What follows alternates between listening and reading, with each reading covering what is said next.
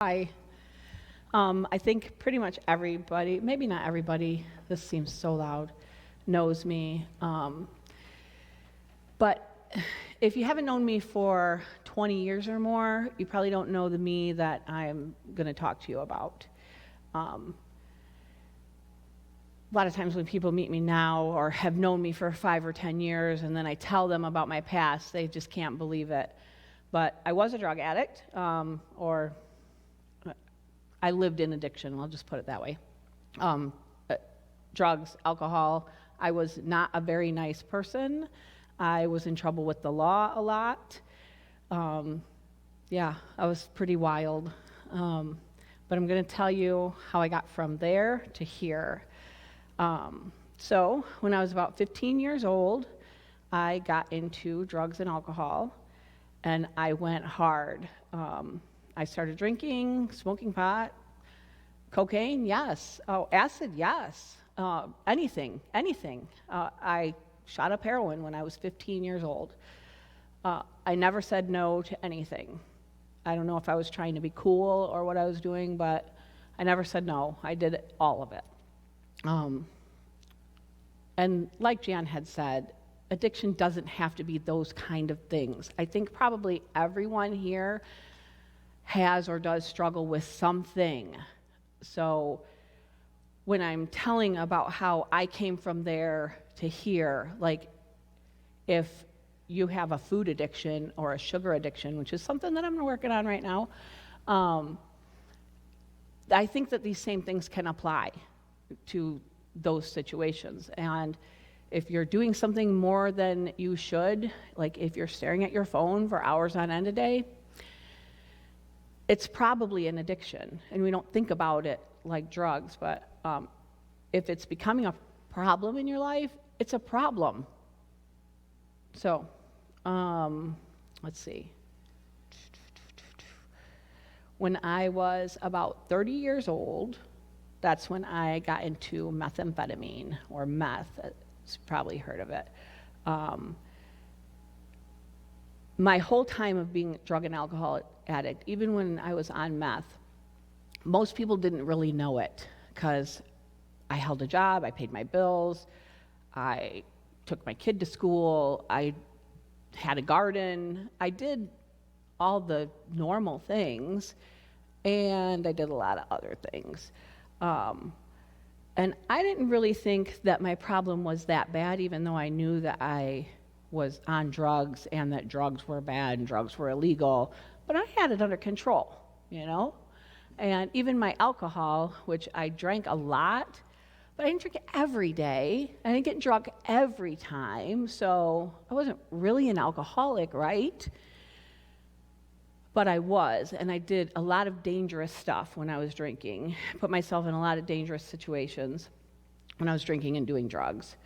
About 6 years into my meth addiction, my daughter became of age and she moved out. And I was a little bit lost, and I didn't know, what am I doing with myself now? Because up until that point, I was, get her graduated, get in college. That was my goal in life. I have to take care of her. And then she moved out, and I'm like, what do I do?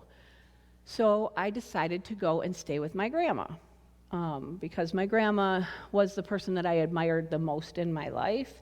If I wanted to be like anyone in the world, it was her. So I thought I'd go and soak some of that up.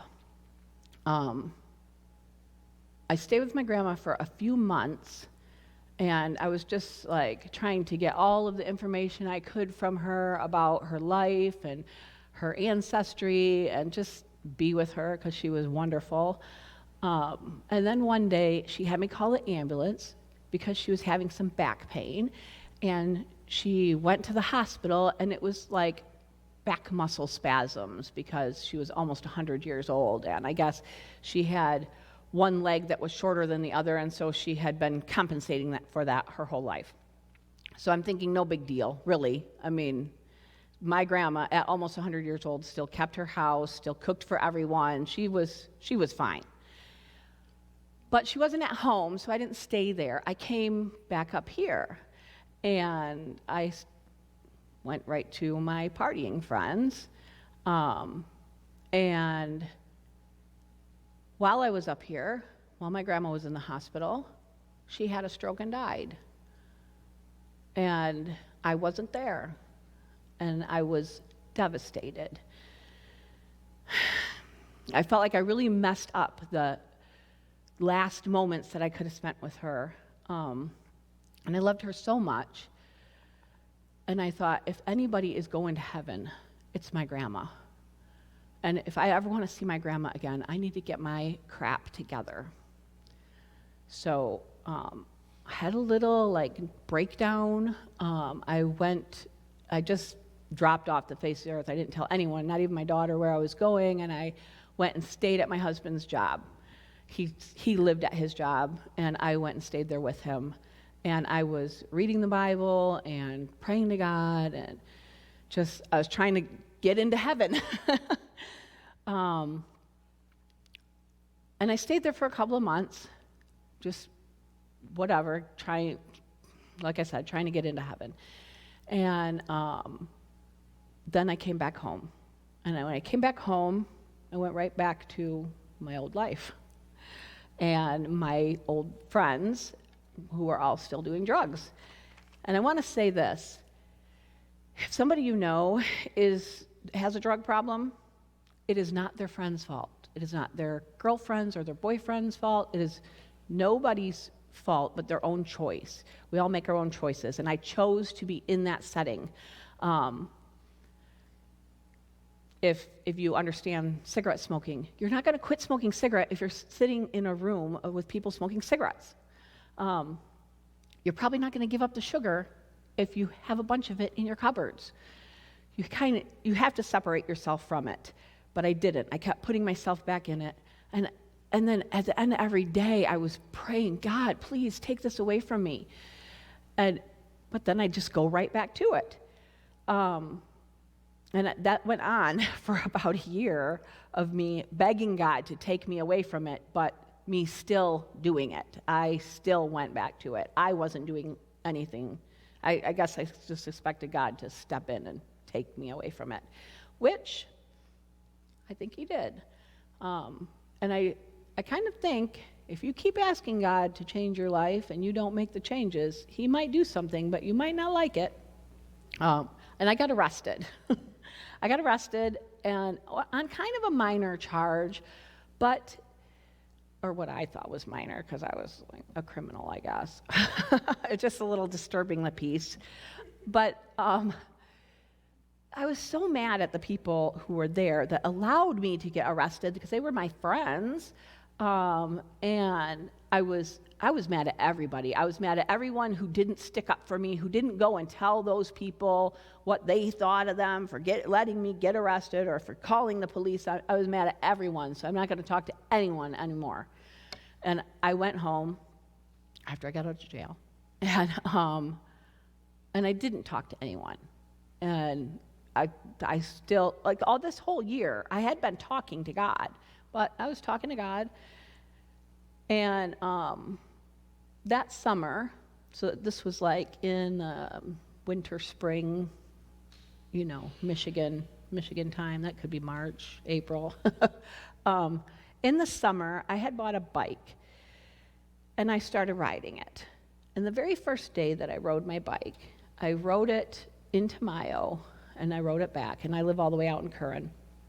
And I was thinking about how I had rode this bike 30 miles to town, 30 miles back. I'm like, I rode 60 miles. And it's not like I just rode it to town. I hadn't rode a bike since I was a kid, so I took a lot of breaks. But I rode 60 miles, and I'm thinking, 60 miles? If I was just riding 60 miles 7 days a week, I'm 420 miles away. I'm out of the state. And I really do think that God put this thought in my head because he knew how it was going to play out. But that day, the first day that I rode the bike, I thought, I'm going to ride this bike to California. And I didn't tell anybody about this because I didn't want to make a fool of myself. I didn't want to say I'm going to ride a bike to California and then not ride a bike to California. So I thought, I'm going to work out. I'm going to ride this bike all summer. I'm going to work out all winter. And then next year, I'm going to ride this bike to California. And I did ride the bike a lot that summer. And I did not work out at all winter. I just laid on the couch. But the next summer, I got the bike back out, and I started riding again. And I rode into town. I went to my friend's house, Kelly's house, and we rode bikes around a little bit. And then I rode back home, and I had a little speedometer, odometer on my bike by now. And when I got home, my husband asked me how far I rode that day. And I said, I rode 70 miles. He's like, wow, you're getting pretty good. I said, now, mind you, I had not told a soul that I wanted to ride my bike to California. I said, yeah, I'm thinking that I'd like to go on a long bike ride. He says, how long? I'm like, really, really long. He goes, I bet you can't make it to California. And I'm like, funny that you picked California, which I know that God put that idea in his head, even though Raymond wasn't talking to God. But God knows that I cannot pass up a dare. So he bet me I couldn't make it to California. And I said, oh, really? Well, I'll leave in 1 month. So Raymond bet me $500 that I couldn't make it to California. And I did leave in 1 month in my little granny bike with the little basket on the front, you know. Been riding a bike a whole year of my adult life, like I knew what I was doing. It was very, very hard.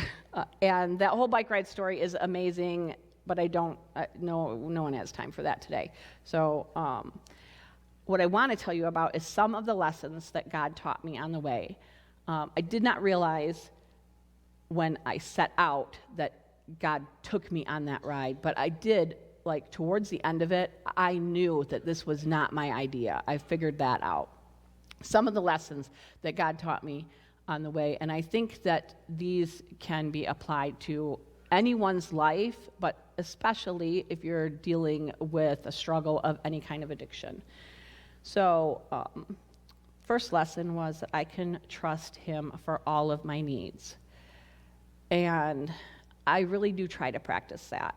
When I would start out my days during that bike ride, I try to practice that now. I didn't know it then.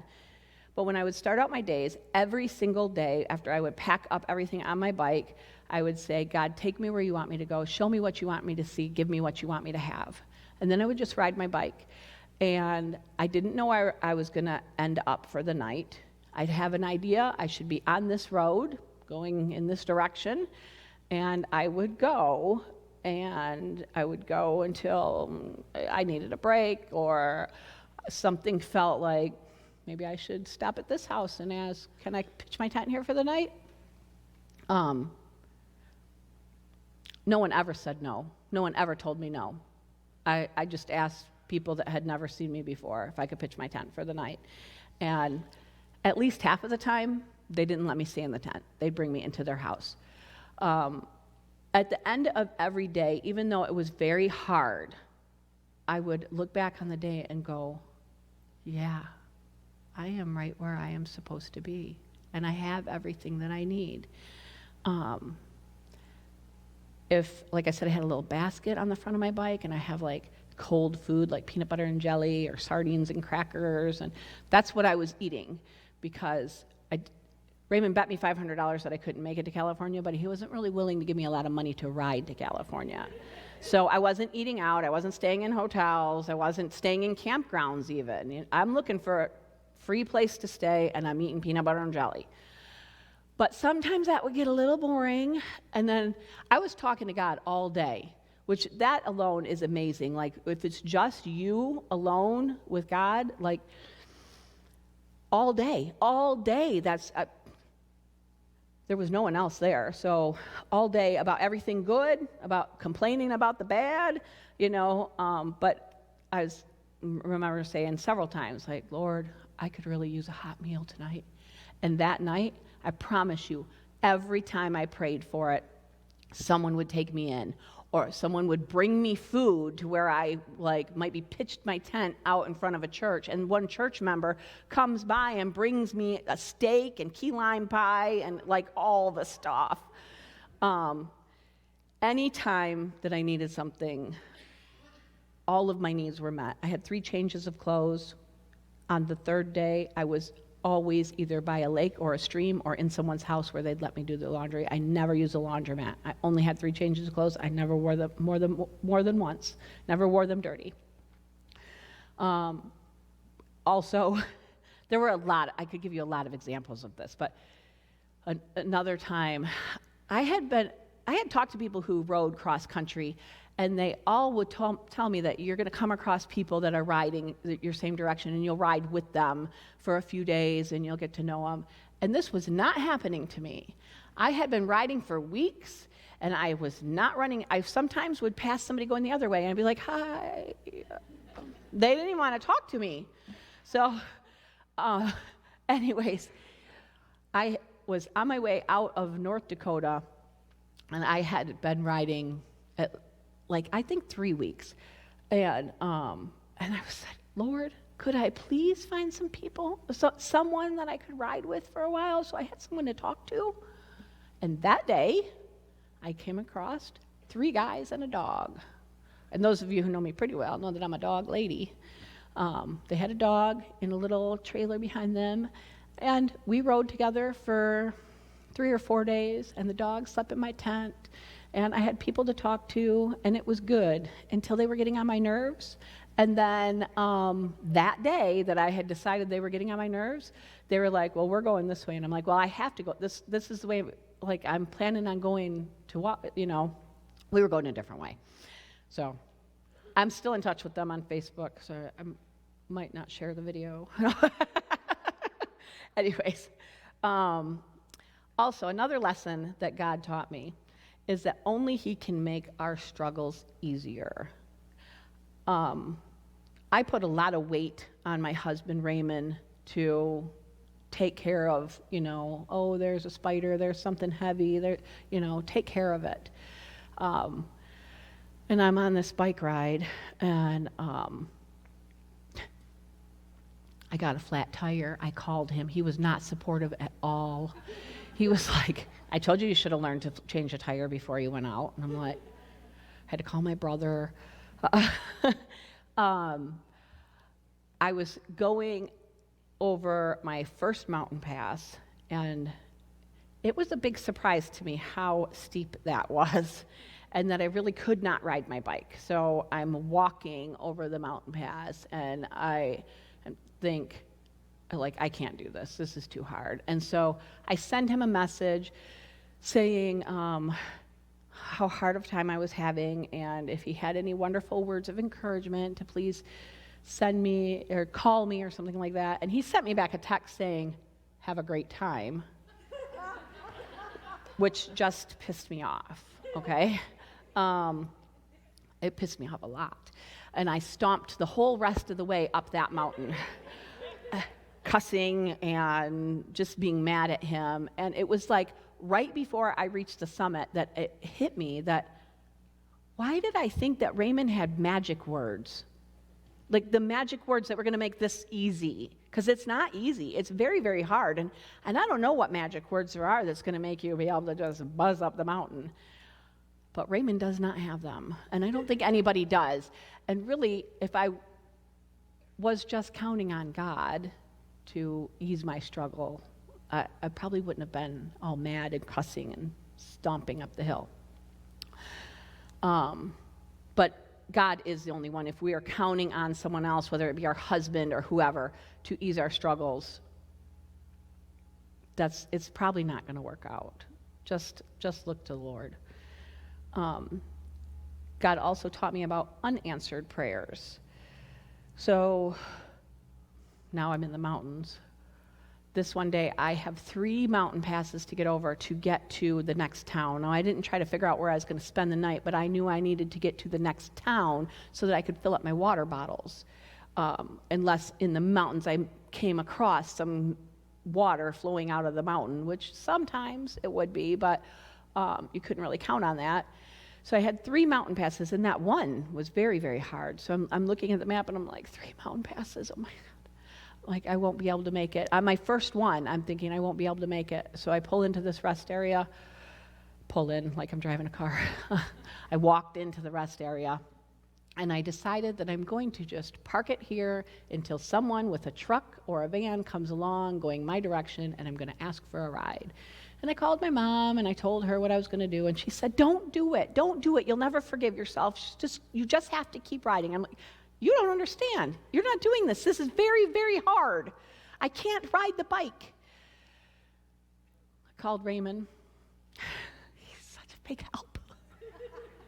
I called Raymond, told him I'm just waiting until somebody is going my way and they got a truck or a van, and I'm going to ask for a ride to the next town.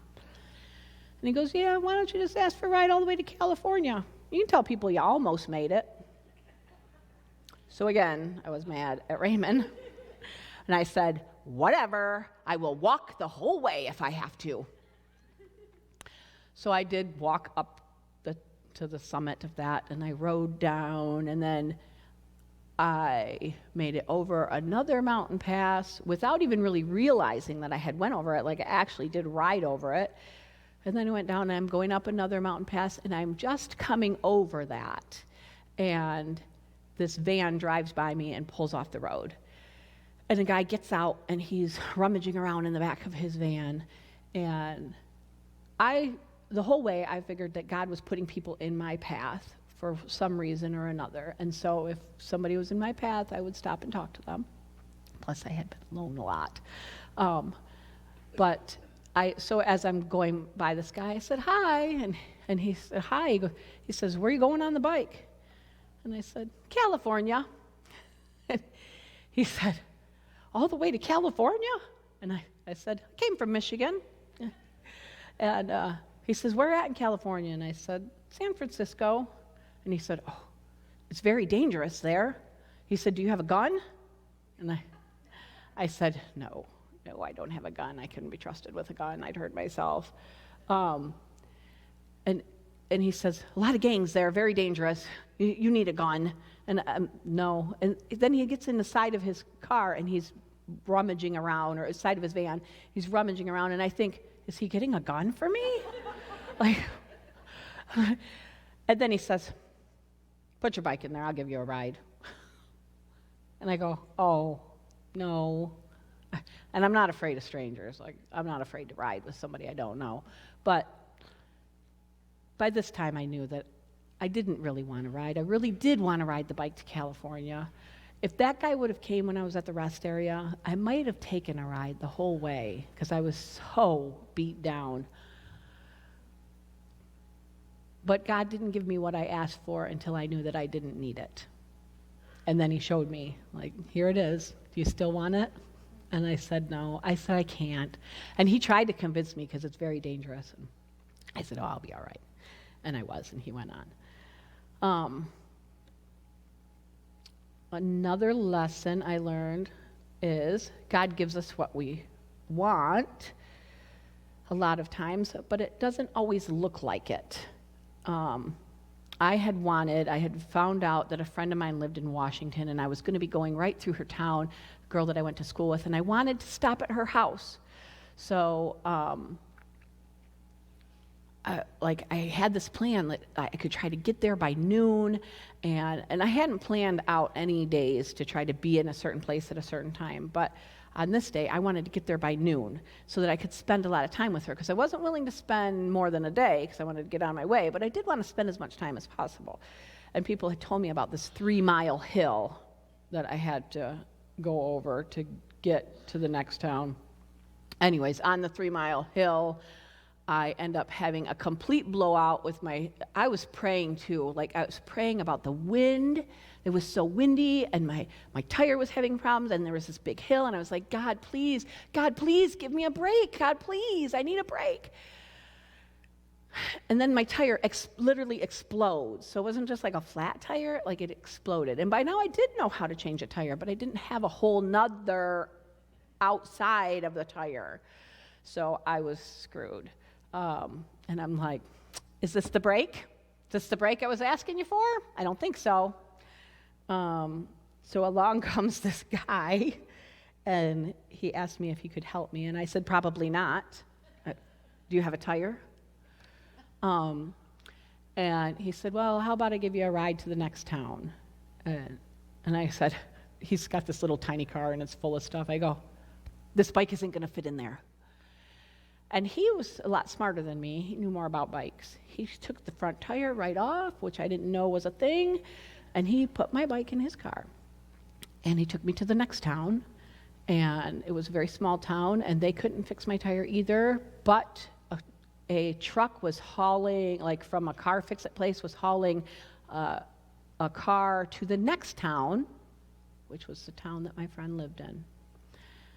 And I had no choice. I mean, I had no tire. He took me and dropped me off at the bike shop in Walla Walla, Washington, and I got to my friend's house at noon. But it certainly didn't look like it was going to happen that way, you know, when I was saying, is this the break? Last lesson that I, not the last lesson that I learned, but the last one I'm going to talk about. After I left my friend's house in Washington, now I'm heading into Oregon, and I had seen on the map that there was these lava caves, and I had never been in a cave, so I wanted to stop at the lava cave. And I had talked to my mom, and I told her what I was doing, and she said, well, you know, so your next state is California, and do you have a map for California? And I said, no, I try to get one for free when I get to the state. And she said, you need to get a map for California. You can't wait and get one for free. And I'm like, I'm going to try to get one for free. And she said that I also needed to make sure I had a place to stay when I got there, like rent a motel room or something. And I said, how can I do that? Like, I don't even know when I'll get there. I don't know how many days it'll take me. Like, how can I reserve a room? And she said, you can't just wing it and stay in a city park or, you know, pitch your tent in somebody's yard in San Francisco. You have to figure this out. And I'm like, yeah, well, I can't. So I'm not going to worry about it. So anyways, that day I ride. I'm trying to get to the lava cave. It's very windy. It's very hot. It's like over 100 degrees, and the wind is always blasting me right in the face, not giving me relief, but making it harder to ride. And so I saw this big sign that cast a big shadow, and I thought, I'm taking a break there in this shade. And I took a break in the shade, and I fell asleep for like 2 hours. And then when I woke up, I was really upset that I fell asleep for 2 hours because I was trying to make it to this cave, and then I'm trying to make it to this next place, and I'm trying to get down the road. But so I get on the bike, and I realized I also had drank all my water, which I was kind of mad at myself about. And I ride 1 mile down the road, and I'm at the visitor center, and for Oregon. And I filled up all my water bottles, got some postcards, and I leave there, and I ride 1 more mile. So literally, if I would have just went 2 more miles, I could have made it. I could have got the water and then got to the cave. 1 more mile down the road was the cave. I go to the cave. They have these lanterns that you can rent for $5 so that you can see the things in the cave. But I was too cheap to do that, or Raymond was too cheap to give me enough money to do that. And I had a little mag light, so I thought I'll just use that. And I couldn't see crap. But I did walk in with a lady who was from Michigan, so I thought that was pretty cool. And we chatted, and I told her about what I was doing. And then we both realized, like, we're not seeing anything. All we can see with the light is right in front of us where we're walking. Like, you could shine it, and you cannot see even the walls. So we decided to turn around and walk out. And when we're walking out, a lady's walking in with a lantern, and she offered that we could walk with her. And that Michigan lady didn't want to, but I did. So we walk in, and I'm telling her all about my bike ride that I'm on. I'm on a bike ride with God and whatever. And when on our way back out, she says to me, well, when you get to California, when you get to San Francisco, where are you going to stay? And I go, I don't know. My mom tells me I need to figure that out, but I haven't. I don't even know what day I'm going to be there. And she said, well, when you get there, you have to stay with me. That's where I live. I'm like, oh, well, yeah. So, and then she says, do you have a map for California? And I said, I don't. Come to the car. She says, I'll give you a map. So she gave me a map. And so anyways, I felt like everything was going wrong, like the heat and the wind, and then I fell asleep for 2 hours. But if those things wouldn't have happened, that lady actually, she saw me when I was riding out of the visitor center. They were driving in, and she saw me, and she said, I wondered where you were going on that bike. I'm so glad I met you. So, I mean, God put us there together at the right time to meet each other. So I would have never met her, and I wouldn't have had all that figured out. Those were my lessons. I needed to go on that bike ride so that I could have that time alone with God and get to know him and learn to trust him. And I wish that everyone could have an experience like that, even, not necessarily a bike ride, but the time alone where all you have is God to talk to, and you can learn that he will take care of all of your needs.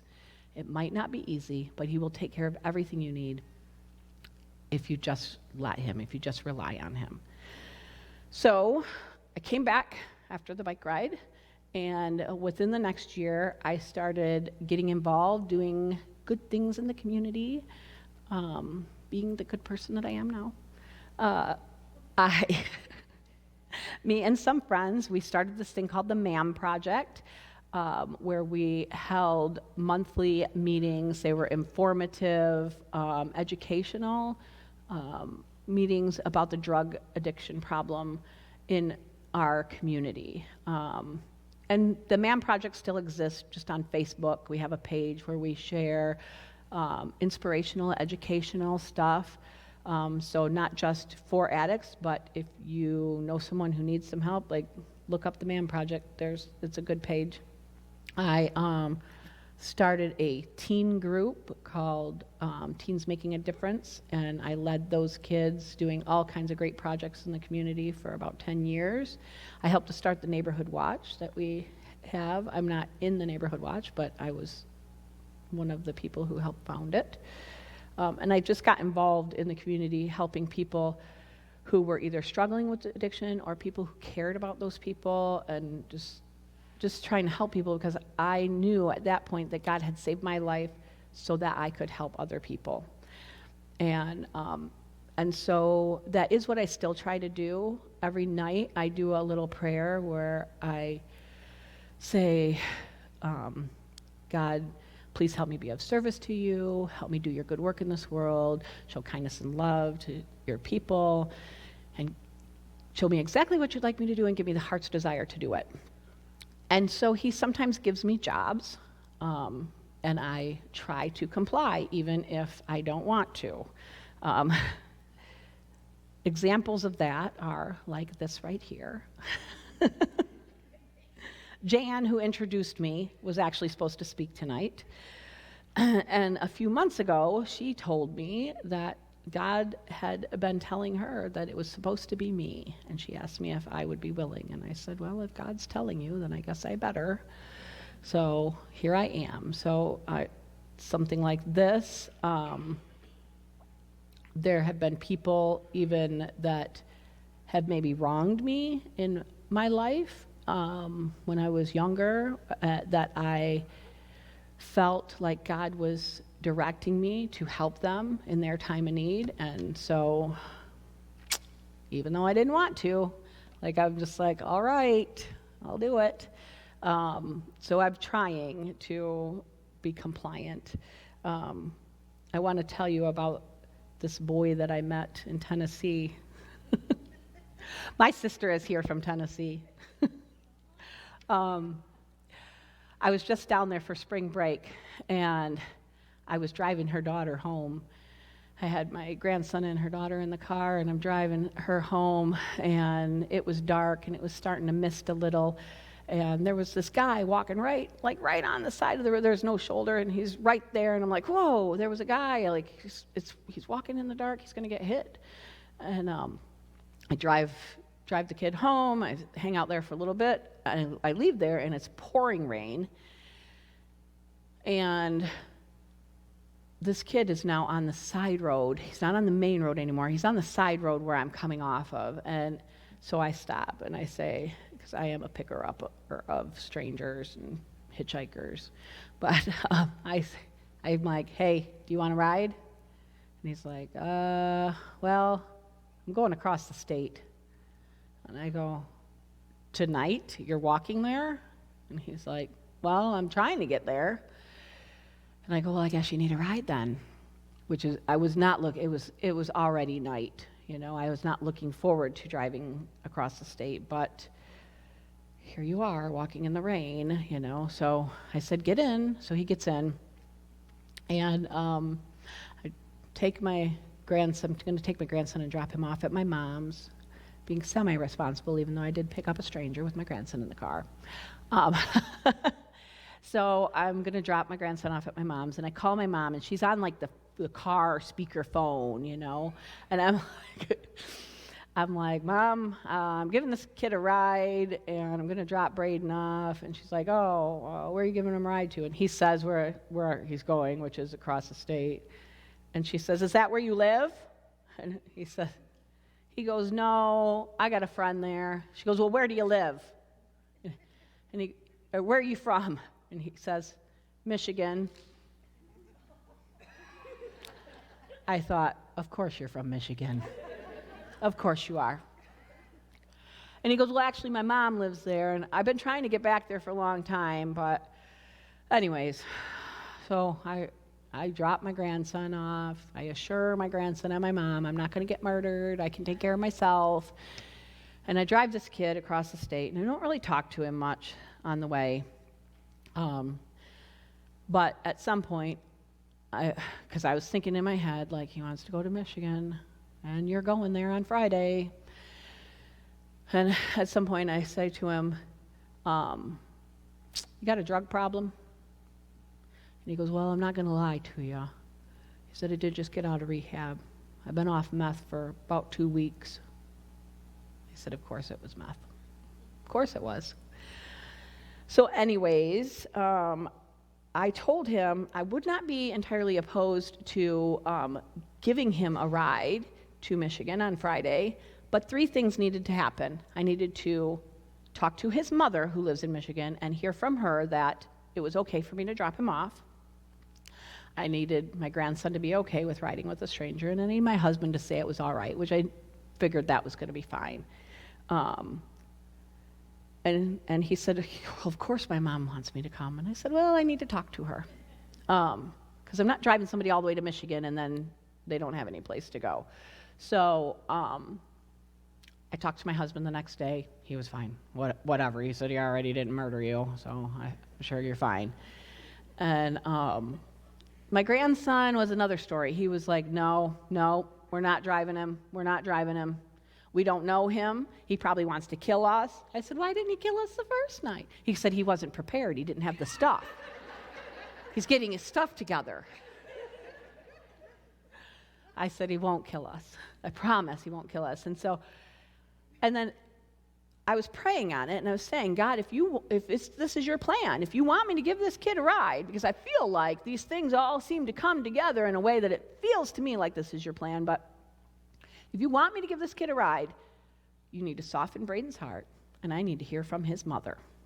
And so the days go on, and every day, Braden's very worried about it. I'm not even bringing it up to him, but he's going, I don't think we should give that guy a ride. He is just distressed over it. And I'd say, don't worry. Like, I haven't even heard from his mother yet. So the night before I'm going to leave, I still haven't heard from the mother. I text the kid. I say, doesn't look like it's going to happen. I said, I haven't heard from your mother. And he said, oh, no, I got the address. She wants me to come. I said, but she didn't call me, and I need to talk to her. And so I said, okay, how about this? Give me her number. So he gives me her number, and I call, and no one answers, and I leave a kind of rude message, maybe. Was it kind of rude, Cal? Maybe a little. I was like, your son would like a ride to Michigan, and I told him that I needed to hear from you, but you haven't called me. So anyways, so then I hang up. And then Braden, my grandson, goes, now you're not going to give him a ride? And I said, doesn't look like it. His mom never called me. He goes, you have to give him a ride. I said, you have been arguing with me about this for days. You didn't want me to give this guy a ride. And he says, you have to, Grandma. That's mean. You can't leave him here. He wants to go to his mom. And I thought, well, Doesn't really help that Braden said I could get, because the mom didn't call. So I leave there, I stop at the gas station to get gas because I'm leaving early in the morning, so I want to fill up. And I'm pumping gas, and I hear my phone ringing, and I pull it out of my pocket, and I'm butt dialing the mom again. And I'm like, oh. And I go to hang up, and somebody answers, and I'm like, is this Joey's mom's phone? Because it was a guy, and he's like, who's calling? And I said, my name is Ursula, and her son would like a ride to Michigan, but she hasn't called me. And he goes, oh, yeah, she wants him to come. And I'm like, really? Because she hasn't called me. And he goes, can she call you in a couple of hours? I said, no, I'm going to pack up and go to bed. Like, I'm leaving early in the morning. And he goes, okay, she's at work. I'll take the phone to her right now. And he did, and she called me, and she wanted him to come. And so God certainly wasn't working in my timing. Like, all those things could have happened the first day that I said, God, if you want me to give the kid a ride, make these things happen. But certainly, by the time it was time to go, everything fell into place, just like I had asked. So I feel like that was another job that God gave me, and I try. I do think that God rewards me for doing the things that he asked me to do, and I get to do some of the things that I want to do. So if you've heard of the Asaba River Canoe Marathon, a couple years ago, 3 years ago, I got it in my mind that I would like to be in it. And you have to have a fancy canoe. You have to have an expensive racing canoe, and you have to train, and you have to have a partner. And anyways, God just let all of those things fall into place for me, and I was able to be in the marathon. And I was in it again last year. I'm going to be in it again this year. I also started doing CrossFit at the gym in Mayo at Bullseye, and I really like it. And I really like to compete. And God has let me go to some competitions where I just placed first place in a competition in Grand Rapids. It was actually a worldwide competition, and I got 10th in the world.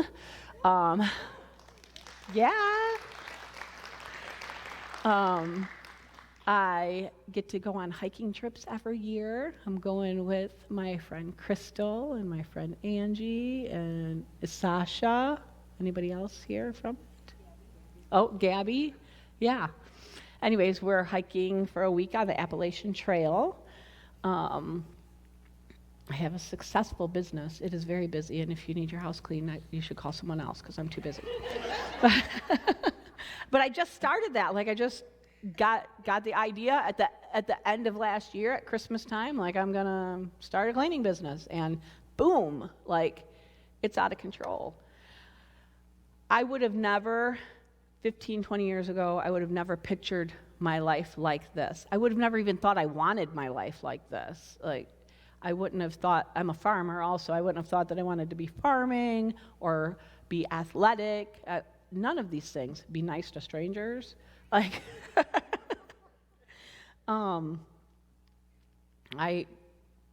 this is not how I envisioned my life. I don't know what I thought it would be, but this is not it. But I like this life. It's good.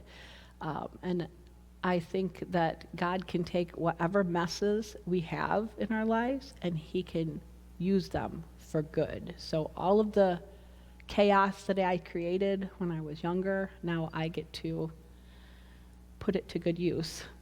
I just added this in while I was sitting at the table. I overheard someone talking a few weeks ago about me, and they didn't know that I could hear them because they were on speakerphone talking to someone else about me, and they said, "Didn't she used to be an addict?" And I don't think that she meant it in a good way, but I thought to myself, yep, I did. Used to be. That's what you said. Didn't she used to be an addict? So you're actually complimenting me because I've outgrown that. That's not who I am anymore. This is who I am now. Let's see. I think the only thing I have left, is if you know or love someone that struggles with addiction, and you want my advice is turn them over to God, which is hard to do, especially if it's a child of yours. So it's a lot easier. My daughter is an addict. It's easier to say to God, take control of my life, than to give your children over, like, because we're supposed to take care of them. And my daughter has been up and down. She's gotten sober, and then she has relapsed, and it has been devastating for me every time she's relapsed. And I remember the last time that I just cried and cried and cried, and I felt like I was mourning her, like almost like she had died. And then I realized that she isn't dead, she's alive. And I could sit here and feel sorry for our situation, or I could just love her. Just love her, just like she is. Just like God loves us, just like we are. We don't have to be perfect. You don't have to get your crap together for God to love you. And my daughter doesn't have to get her crap together for me to love her. I love her just like she is, even if she never changes. Even I want something better for her. But I say, just love them and give them to God. Let God handle the hard stuff, because you can't. You can't do anything about it. You can tell them all about what they're doing wrong with their life and what they should do, and guess what? They already know.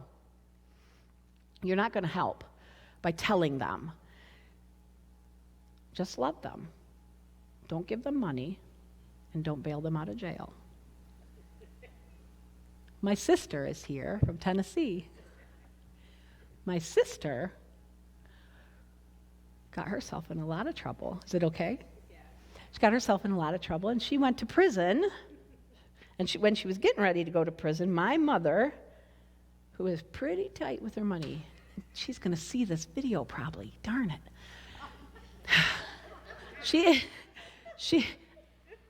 She was considering mortgaging her house to get a good lawyer for my sister to keep her from going to prison for a long time, because she didn't want her kids to grow up without her, and she did not want to visit her daughter in prison. And when she told me that, I said, do you want to visit your daughter in prison, or do you want to visit your daughter in the cemetery? Do not hire a lawyer. Hopefully she'll get out of prison what she's supposed to. Like it's supposed to be a lesson. And for my wonderful sister, it was. She got out and she went into like a recovery house. Is that what it would be called? And then she ended up working at the recovery house. And then she climbed the ladder in the recovery house. And then this year, was it just this year? This year, the court that sentenced her to prison offered her a job with their drug court program. And if she wouldn't have went, if my mom would have got the lawyer, she still would have been out there selling drugs.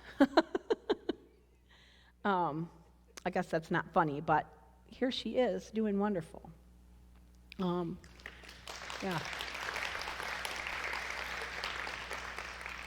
And I think that's all of my notes. That's all of my notes. The yellow roses on the table symbolize a new beginning. So they are for you all to take. And every day is a new beginning for us. Whatever is going on in our lives that we struggle with, tomorrow's a brand new day.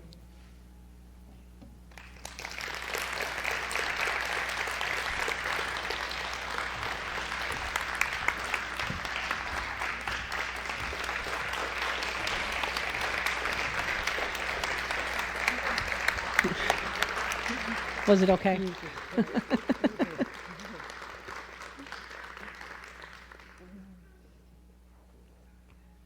Thank you. I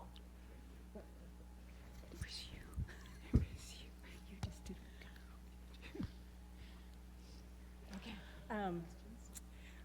The questions. Yet, the questions. Oh, shoot. Nice try, but oh, you're not done. Do you already have them? I don't yet, but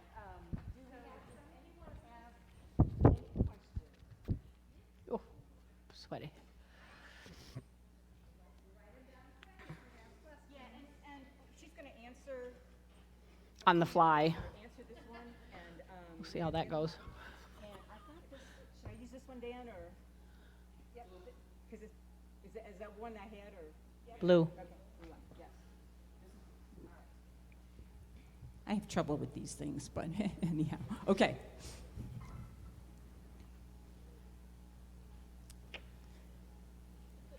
Okay, it says, what route did you take?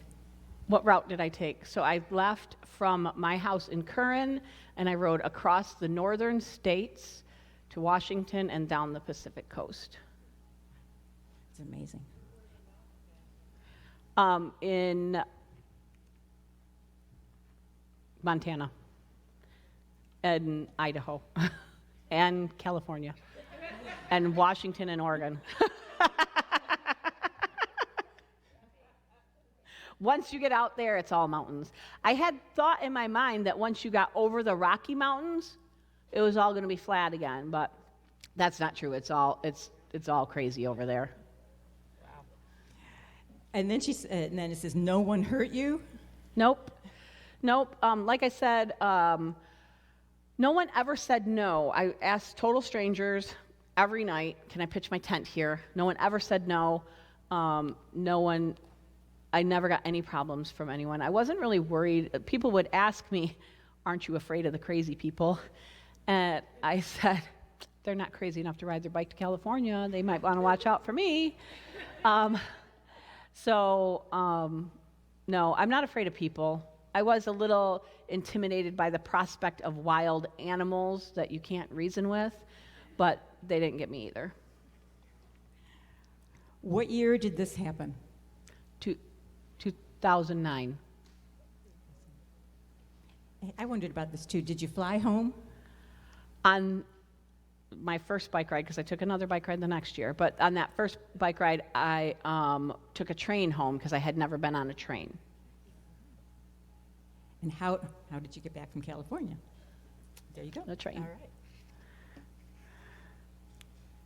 When did God deliver you from addiction, and was it on your bike ride? So when and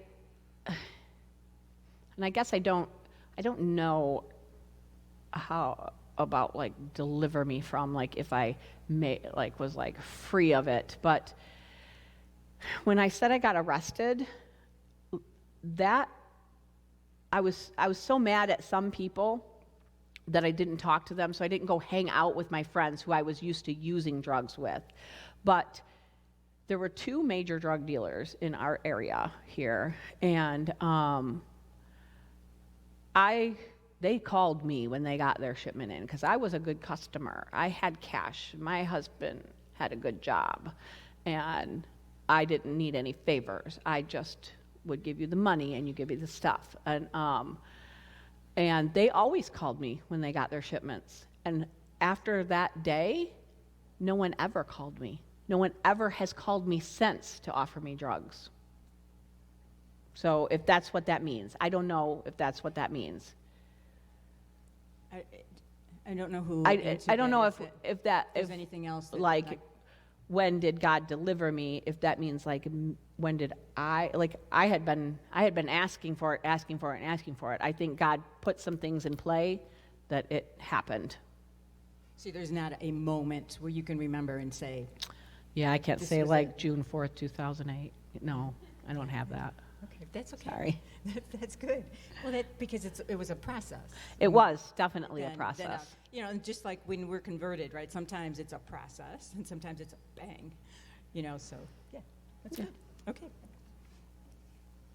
What does MAM stand for? So, MAM stands for Many Against Meth, and when we started the MAM project, that's what it was about. It was about a bunch of us coming together to fight the meth problem in our area.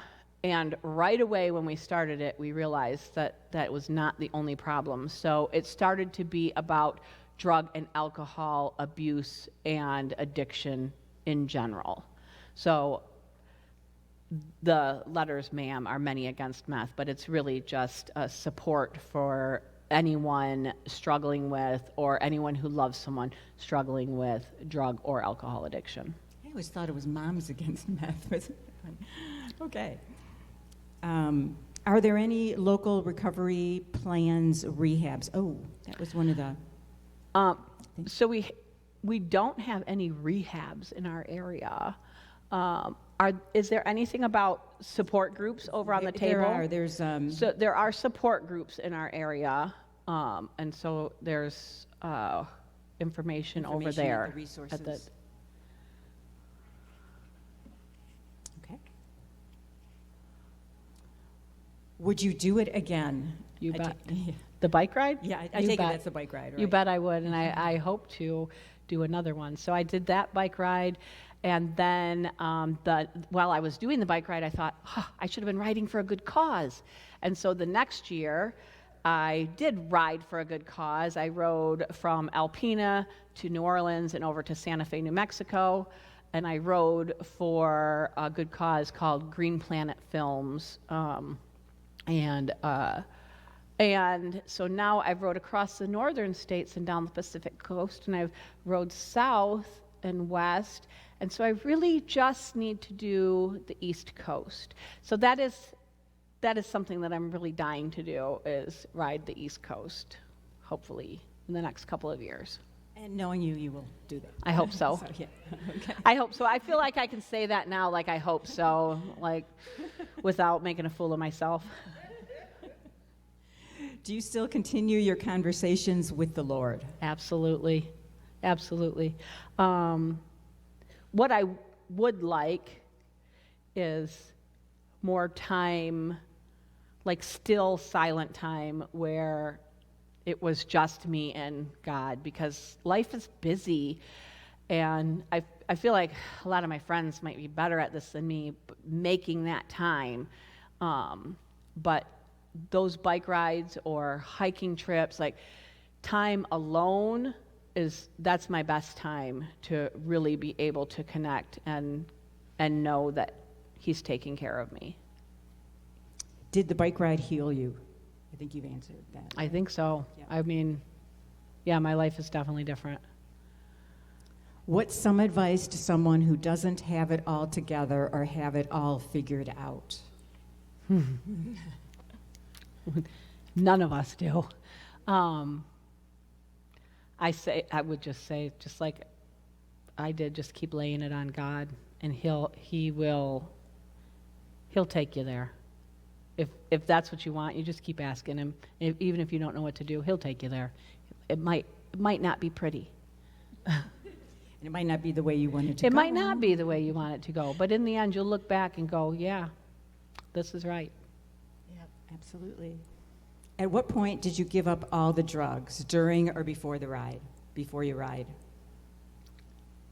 And I think you've answered. Well, I haven't answered that. So I quit using hard drugs before the ride. I still smoked marijuana, and I still drank. And at that point in my life, I didn't see any problem with it because, well, alcohol is legal. So it's really not a problem, right? After I came back and I started the MAM project, the MAM project had only been going like a month or two, and we were making all of this big noise about addictions, and there were people talking about, well, Ursula shouldn't be doing that.